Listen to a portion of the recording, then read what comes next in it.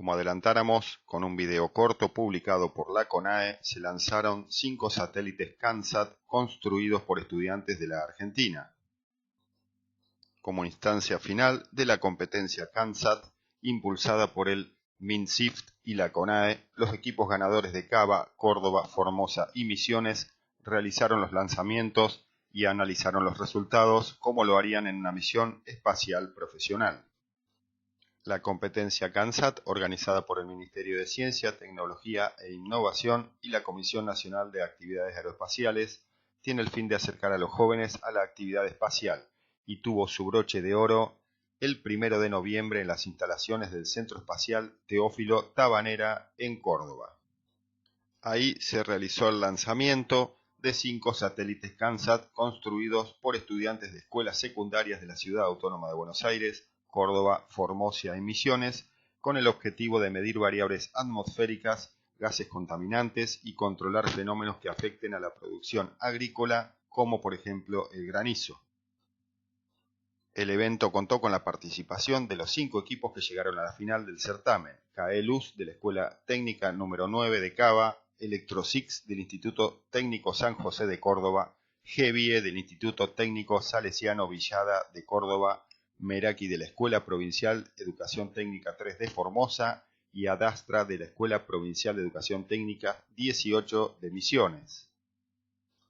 La jornada comenzó a las 9 con la llegada de los equipos al centro espacial para preparar el lanzamiento de sus satélites CANSAT del tamaño de una lata de gaseosa desarrollados para la competencia.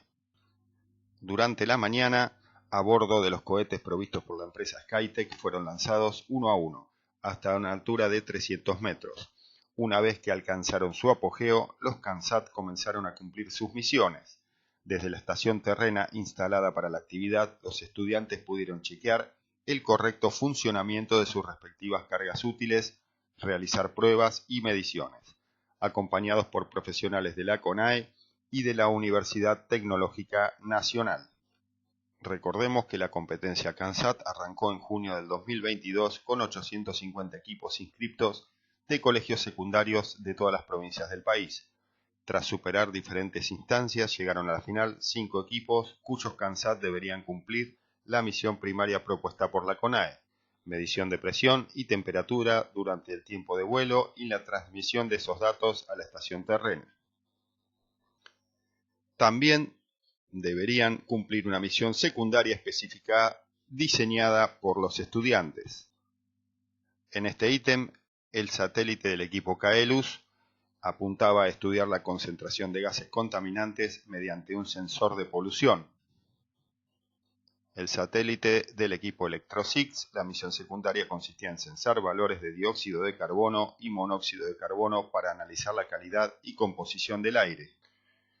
Y el equipo Adastra diseñó un sistema para controlar niebla y granizo utilizando serpentinas metálicas, muy útil para la agricultura en provincias como Mendoza o Misiones.